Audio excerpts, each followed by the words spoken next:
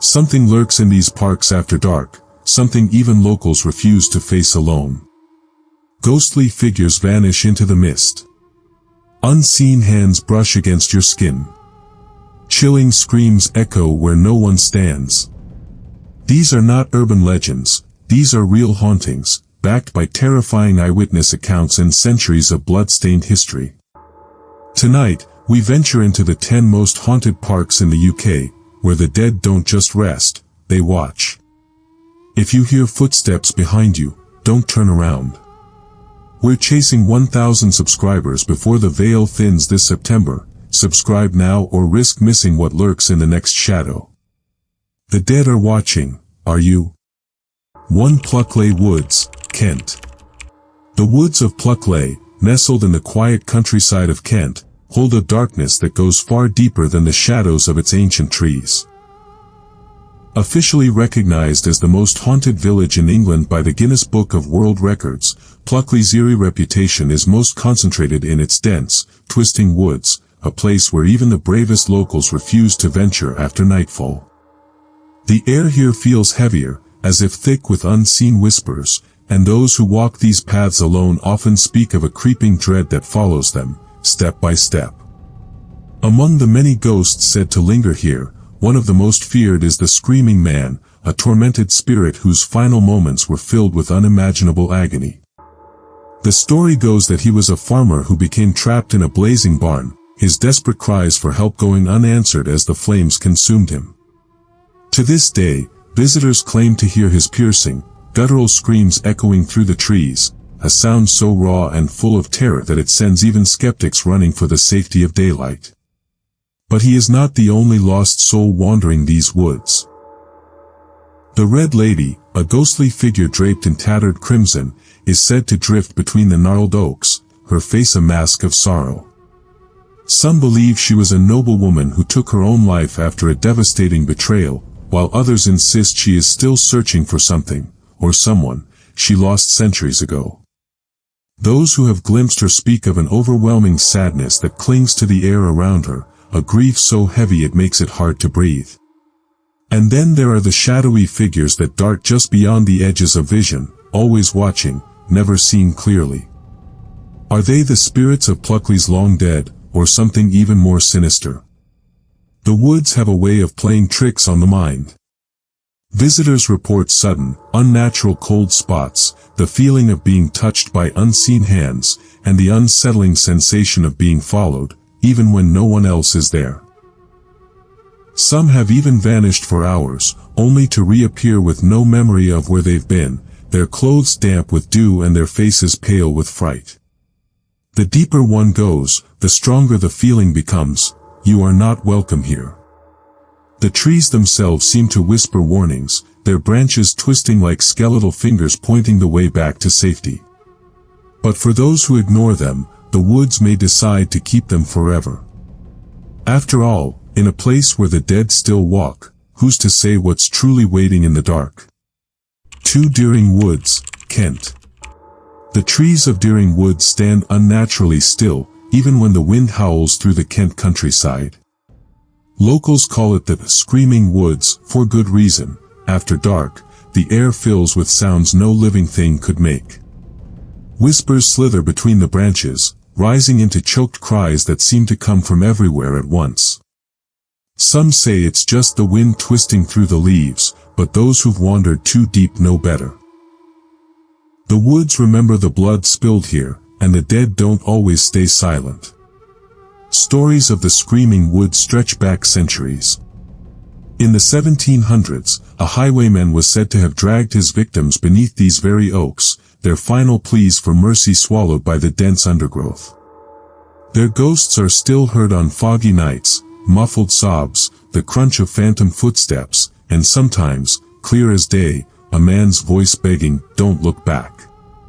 Those foolish enough to ignore the warning claim to see a shadowy figure with no face, just a dark silhouette that moves faster than anything human. It's always behind you, always gaining ground, until you break into a sprint and burst from the tree-line gasping, with the echo of laughter ringing in your ears. Then there are the lights. Floating orbs of sickly yellow drift between the trunks, vanishing when approached. Scientists call them will-o'-the-wisps, swamp gas igniting in the damp air. But locals tell of a woman who followed those lights in 1923, convinced they were her lost children calling her home. They found her at dawn, curled at the base of a lightning-scarred tree, her fingernails torn bloody from clawing at the bark. She babbled about the thing with too many teeth before her mind shattered completely. To this day, park rangers find strange marks etched into trees, not animal scratches, but perfect spirals carved 6 feet high, where no human could reach without a ladder. The most chilling accounts come from campers who swear they set up tents only to wake miles from their site, their gear neatly stacked beside them as if gently moved in their sleep. One Boy Scout troop reported waking to find their entire campsite surrounded by a circle of dead birds, their necks neatly broken. The scoutmaster refused to ever speak of what he saw that night, but he never set foot in the woods again. Even by daylight, the air hangs heavy with the scent of rust and wet earth, like a grave freshly opened. Walk these paths at your own risk, because in enduring woods, something walks them with you, matching your steps from just beyond the tree limb, waiting for you to stray too far from the light. 3 Canic Chase, Staffordshire. The mist rolls thick across Canic Chase at night, clinging to the trees like ghostly fingers. This sprawling stretch of woodland in Staffordshire holds more secrets than any guidebook will tell you. Locals whisper about things that move in the shadows here, things that shouldn't exist. The most famous is the black-eyed child, but she's far from the only horror waiting in these woods. It starts with the eyes. Hikers report seeing a small girl in a dirty white dress standing just off the path, her head bowed as if crying. When she looks up, her eyes are solid black, no whites, no pupils, just endless darkness. She asks in a trembling voice, "Can I come home with you?" Those who refuse run for their lives. Those who say yes, well, their bodies are usually found days later, faces frozen in sheer terror. Police reports call it exposure or animal attacks, but the victims' families swear the corpses are always missing their eyes. Then there are the werewolves. Yes, werewolves. Sightings date back to the 1800s, but they've gotten worse in recent years. Something huge stalks these woods on 2 legs, covered in matted fur and reeking of rotting meat. In 2016, a night cyclist filmed a hulking shape chasing him for half a mile before vanishing into thin air. The video went viral before mysteriously being erased from every platform. Wildlife experts say it's just an escaped bear or a trick of the light, but the claw marks gouged 6 feet up the trees tell a different story. The Roman soldiers are the oldest ghosts. Legionnaires in tattered armor march silently through the pre-dawn fog, their spears rusted but still deadly. Archaeologists confirm this was a massacre site during the Roman conquest, and the ground still remembers. Campers wake to the sound of clanking metal and guttural Latin whispers, sometimes right outside their tents. One family swears they saw an entire century of spectral troops materialize around their campfire before fading away, leaving the smell of blood and burning leather behind. But the most disturbing thing about Canic Chase isn't the ghosts or monsters, it's the silence. Whole sections of the forest go dead quiet even in daylight, no birds, no insects, just a heavy stillness like the woods are holding their breath. That's when you know you're being watched. The missing persons reports pile up every year, teenagers who wandered off the trail, dog walkers who vanished without a sound. Search teams often find their belongings neatly arranged in clearings, shoes placed side by side as if waiting for their owners to return. The police won't admit it, but every officer knows, if you hear a child's laughter echoing through the trees at Canic Chase, don't follow it. Run. Because whatever's making that sound hasn't been human for a very long time. 4. Blickling Park, Norfolk. The grounds of Blickling Hall stretch out like a scene from an old painting, manicured lawns, ancient oaks, and a grand manor house that holds centuries of secrets within its walls. But when the sun sets and the tourists leave, something far older awakens in the shadows. The most famous ghost here is Anne Boleyn, the doomed queen who lost her head to King Henry VIII's wrath. They say she returns every year on the anniversary of her execution, arriving in a phantom carriage drawn by headless horses, her own severed head resting in her lap as she roams the estate in eternal sorrow. Workers have heard the clatter of hooves on the cobblestones at midnight, followed by a woman's mournful weeping that seems to come from nowhere and everywhere at once. But Anne isn't the only lost soul trapped here. The library is haunted by the ghost of Sir John Fastolf, a knight whose portrait hangs on the wall, though some claim his eyes follow visitors as they walk by. Late at night, the sound of rustling pages fills the empty room, as if an unseen scholar is still searching for something in the books. One night guard swears he saw a figure in Tudor-era clothing standing by the window, only for it to vanish when he blinked. Others have smelled the sudden, overpowering scent of roses in the dead of winter, a fragrance linked to Anne Boleyn's legend. Some say it's a warning, others a sign of her lingering presence. Down in the cellar, the air grows icy even in summer, and visitors speak of an oppressive feeling of being watched. A shadowy figure has been seen darting between the wine racks, disappearing the moment someone turns to look. Some believe it's the spirit of a servant who died in a long-ago accident, forever doomed to repeat his final moments. Others whisper of darker things, that the cellar was once used for secret meetings during England's turbulent past, and that not all the whispers heard down there belong to the dead. The most chilling encounters happen in the long gallery, where portraits of the hall's former residents line the walls. Guests have reported seeing a pale woman in an old-fashioned dress walking slowly down the corridor, only for her to fade into nothingness when approached. One photographer captured a misty figure standing beside a window in broad daylight. When he checked the spot moments later, no one was there. The staff have grown used to the unexplained. Doors slamming on their own, footsteps echoing in empty hallways, and the distant sound of a harpsichord playing when no musician is present. Blickling Hall's ghosts don't just linger, they remember. And on certain nights, when the moon is high and the wind carries the scent of roses through the halls, the past doesn't feel so distant anymore. The dead walk here, and they don't always walk alone. 5 Epping Forest, Essex/London. The ancient trees of Epping Forest stand like silent sentinels, their gnarled branches weaving a canopy that blocks out the sun even at midday. This sprawling woodland straddling London and Essex has been a hunting ground for kings, a hideout for highwaymen, and, if the stories are true, a playground for something far more sinister. After dark, the forest transforms. The wind carries whispers that aren't wind at all, and shadows move with purpose when there's nothing there to cast them. Dick Turpin, the infamous 18th-century highwayman, is said to still ride these paths. Visitors report hearing the thunder of ghostly hooves and seeing a spectral figure on a black horse vanish into the mist. But Turpin might not be the worst thing hiding in these woods. There's something older here, something that watched when the forest was young. Locals call it the White Lady, though no one knows who she was in life. She appears to lost travelers as a beautiful woman in a flowing gown, only for her face to rot away as they watch in horror.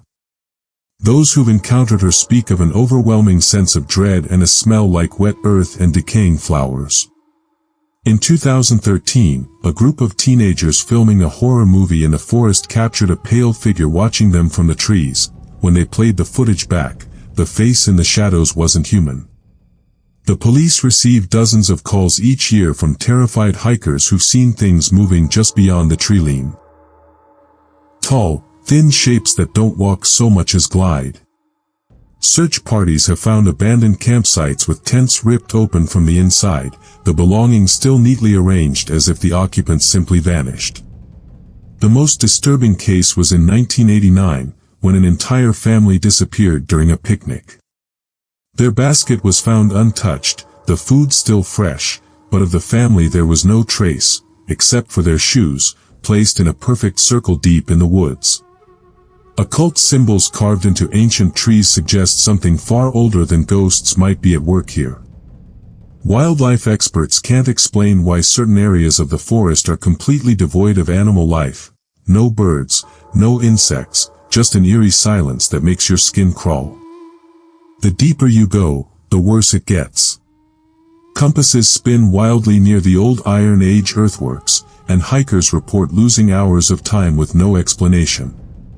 Some say the forest remembers the blood spilled here, from Roman executions to gangland murders.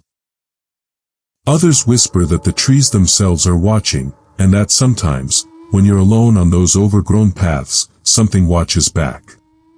Whatever the truth may be, one thing is certain: when the sun sets over Eping Forest, you don't want to be the last one in the woods. 6. Glasgow Necropolis and Park, Scotland. The Glasgow Necropolis isn't like other parks. Perched on a hill overlooking the city, this Victorian Garden of the Dead holds over 50,000 souls beneath its crumbling monuments and twisting pathways. By day, it's a place of Gothic beauty. By night, something far more unsettling stirs among the gravestones. Visitors often report feeling watched from the moment they enter, as if unseen eyes track their every move from the shadows between the mausoleums. The air grows thick with the scent of rotting flowers even in winter, and strange mists coil around the statues without any wind to move them. Tour guides tell of a phantom funeral procession that appears at midnight, complete with ghostly mourners in period dress who vanish if approached. But the dead here don't always stay in their graves. Security cameras have captured shadowy figures moving between the tombs long after closing time, their shapes indistinct but undeniably human, until they simply fade into the stonework. One night watchman quit after seeing a woman in black Victorian mourning clothes standing over a fresh grave. When he blinked, she was gone, but the grave she'd been staring at dated back to 1842. The most terrifying accounts come from those who've stayed past dark.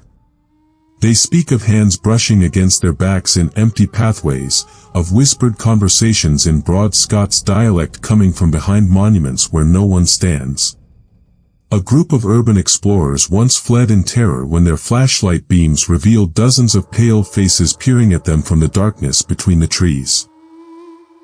Faces that disappeared when the light hit them directly.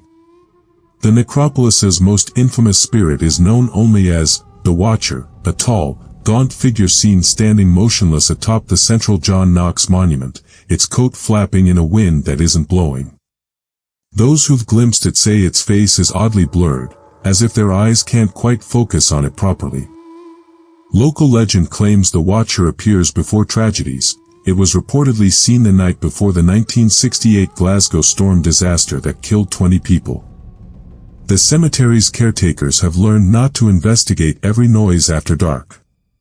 They tell stories of tools going missing only to reappear in impossible places, of locked gates swinging open on their own, and of one particularly chilling incident where every single flower left on graves one morning was found carefully arranged into a perfect spiral pattern by noon. Whether they're lost souls, residual energy, or something else entirely, one thing is certain. In the Glasgow Necropolis, you're never really alone. The dead may sleep, but something in this haunted park is very much awake.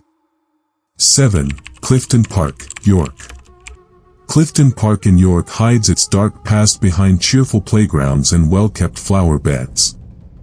By day, families picnic where gallows once stood. By night, something far more sinister walks the tree-lined paths. The park's most famous ghost is a hanged man who swings from an invisible noose near the old bowling green, his face purple and bloated as he kicks helplessly in the moonlight. Visitors report hearing choking sounds and feeling sudden, icy tightness around their own necks when passing this spot. But he's not the only soul trapped here. Phantom footsteps echo on the footpaths after closing time, keeping pace with lone walkers before suddenly stopping. Security cameras have captured shadowy figures sitting motionless on benches long after midnight, figures that vanish when approached. The park's bandstand is a particular hotspot for paranormal activity. Musicians packing up after evening concerts report hearing ghostly applause from empty stands, and some have seen a spectral conductor still waving his baton to music only he can hear. Local legend says he was a famous orchestra leader who collapsed during a performance in 1927 and died clutching his chest. His final performance now repeats eternally. Children playing near the park's ancient oak trees sometimes report seeing a sad-faced Victorian girl in a tattered blue dress who disappears when adults look. Historians confirm this was once a pauper's burial ground, and records show dozens of unnamed children were interred here during cholera outbreaks. The most disturbing reports come from the park's northeast corner, where the air grows unnaturally cold even in summer. Dog walkers tell of their pets suddenly freezing in place, hackles raised, staring at something invisible before bolting in terror. One man swears he saw a black mass with glowing red eyes coalesce from the shadows before rushing toward him. He ran so fast he left his shoes behind. Park workers have learned to avoid certain areas after dark. They tell of tools moving on their own, of mysterious handprints appearing on freshly cleaned windows, and of one particularly chilling morning when every swing in the playground was found moving in perfect unison, despite there being no wind. Whether these are echoes of York's violent past or something more actively malicious remains unknown. But one thing is certain, when the sun sets over Clifton Park, the living aren't the only ones enjoying the scenery. The hanged man still dances at the end of his invisible rope, the ghostly conductor still leads his phantom orchestra, and something in the darkness watches it all unfold, waiting for its chance to join the performance. 8. Richmond Park, London. Richmond Park spreads across London like a green oasis, its ancient oaks and roaming deer creating a scene of perfect tranquility, until the sun goes down. Then the rules change. The park's most famous ghost is the spectral stag, a massive beast with glowing eyes that appears just before disaster strikes. Locals say it was first sighted the night before a great fire consumed part of Richmond in the 1700s, and it's been seen before tragedies ever since, always standing perfectly still, watching, before vanishing into the mist. Cyclists have swerved to avoid it, only to turn and find nothing there, no hoofprints, no broken branches, just an eerie silence where moments before a 12-point buck had blocked their path. But the stag isn't the only thing haunting these woods. Near King Henry's Mound, visitors report hearing the ghostly clash of swords and desperate battle cries, echoes of a long-forgotten skirmish from the English Civil War. Some have even seen translucent soldiers in tattered uniforms staggering between the trees, their wounds still bleeding black shadows into the earth. Then there's the gypsy woman. She appears near the park's ponds, her ragged shawl dripping with water that never stops flowing. Legend says she drowned trying to save her child after being driven out of Richmond by superstitious villagers. Now she reaches out to anyone who lingers too close to the water's edge after dark, her skeletal fingers brushing against wrists with a touch like ice. Those who felt it say an overwhelming sadness crashes over them, a grief so deep it brings them to their knees. Dog walkers report their pets growling at empty benches where moments later, the distinct impression of a sitting figure appears in the damp wood. But the most disturbing accounts come from the park's isolated trails after midnight. Joggers have reported hearing footsteps keeping perfect time with theirs, just half a second out of sync. When they stop, the steps continue for a few paces before halting, then starting again when they do. One man swore something unseen grabbed his ankle near Pembroke Lodge, leaving 5 frostbitten finger marks that took weeks to fade. Park rangers have found strange symbols carved into trees, not by any tool they recognize, but as if the bark had been peeled back by claws. And then there are the lights. Strange orbs float above the grass in the dead of night, drifting against the wind before winking out like snuffed candles. Scientists call them swamp gas or optical illusions, but the deer know better. They bolt whenever the lights appear, their eyes wide with animal terror. Richmond Park keeps its secrets well. By day, it's a place of beauty and calm. But when the last gate closes and the moon rises over the oaks, something awakens in the shadows. The stag watches. The gypsy woman weeps. And whatever made those claw marks in the trees, it's still out there. Moving. Waiting. Hungry. 9. Peele Park, Salford. Peele Park in Salford seems ordinary by daylight, children laughing on the playground, students lounging on the grass near the university. But when dusk falls, the park takes on a different energy. The first sign something's wrong is the sudden drop in temperature near the old bandstand, where the air grows so cold your breath fogs even in summer. Locals whisper about a Victorian nurse who lingers here, her crisp white uniform stained down the front with dark, spreading patches that might be old blood. She's been seen kneeling near the flower beds, as if tending to invisible patients, her lips moving in silent prayer. Those who get too close say their skin prickles with the unmistakable feeling of being examined, judged, by something that isn't entirely human. Then there are the children. Not living ones, but echoes of them. Parents report seeing a group of kids in outdated clothing playing near the duck pond long after the park has closed. They move in eerie silence, their laughter reaching your ears a second too late, like a delayed recording. One woman swore she saw a little girl in a 1940s-style dress beckoning to her from across the water, only to realize the child's feet weren't touching the ground. The most chilling accounts come from the park's oldest section, where the trees grow unnaturally twisted. Nighttime joggers hear the distinct sound of a skipping rope slapping pavement behind them, though no one's there when they turn. Security cameras have captured strange orbs floating near the benches, and one groundskeeper resigned after finding every swing moving in perfect, empty unison at 3 a.m., the chains creaking under invisible weight. But Peele Park's darkest secret lurks beneath the beloved Islington Mill. Workers in the adjacent buildings report hearing phantom machinery grinding in the dead of night, though the mill hasn't operated in decades. The sound is always accompanied by the smell of burning wool and an overwhelming sense of dread. In 2012, urban explorers broke into the abandoned mill basement and found the walls covered in strange handprints, too small to be adult, too large to be child, pressed into the brick as if the mortar itself had momentarily turned liquid.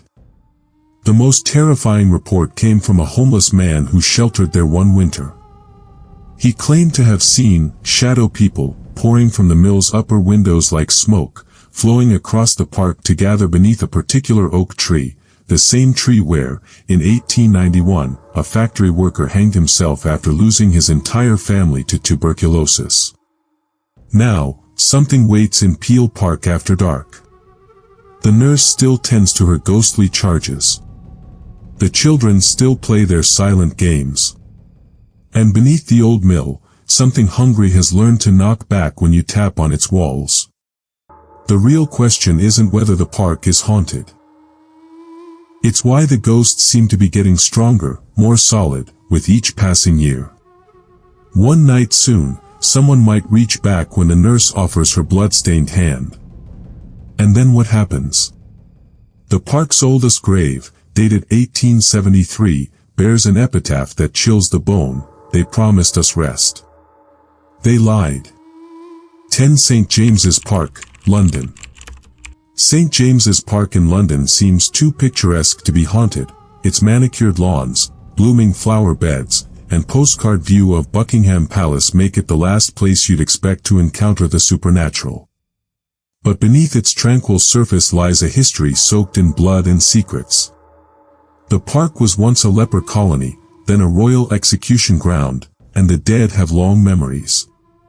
Most visitors don't notice the strange details: how the ducks suddenly go silent near the Blue Bridge, or why certain park benches always feel freezing even in summer.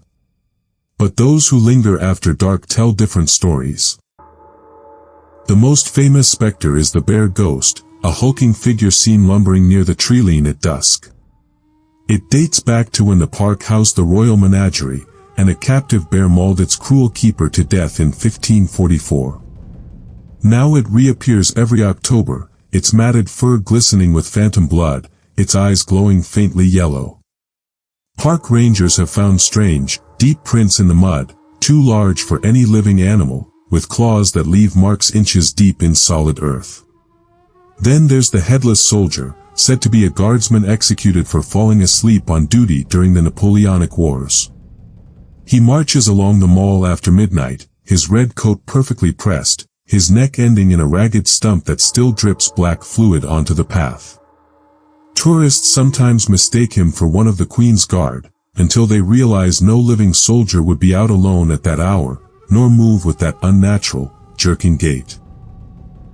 The most disturbing encounters happen near Duck Island Cottage, where the air smells inexplicably of gunpowder and rotting meat. Security cameras have captured shadowy figures in outdated military uniforms dragging something heavy into the reeds, something that leaves a dark, spreading stain that's always gone by morning. But the park's most active haunting centers on the old ice house, now sealed off to the public. Workers report hearing agonized screams coming from inside, though the building has been empty for centuries. In 2018, a maintenance crew unlocked it for repairs and found the interior walls covered in strange scratches, not random, but forming words in archaic French. Historians translated one repeated phrase, "He walks among you." The crew quit when their tools started moving on their own, hammers swinging through the air as if wielded by invisible hands. Now the ice house remains locked, but something still rattles the door from inside on windless nights. St. James's Park keeps its secrets well. By day, it's all tourists and picnics. But as the last sunlight fades, the shadows grow teeth. The bear still prowls, the soldier still marches, and down by the water's edge, something with too many fingers reaches up from the shallows when no one's looking. The park's oldest legend warns that if you hear your name whispered by the duck pond after dark, you must never answer, because the thing that's calling isn't human, and it remembers exactly how many heads rolled on this ground when the executioner's axe ruled London.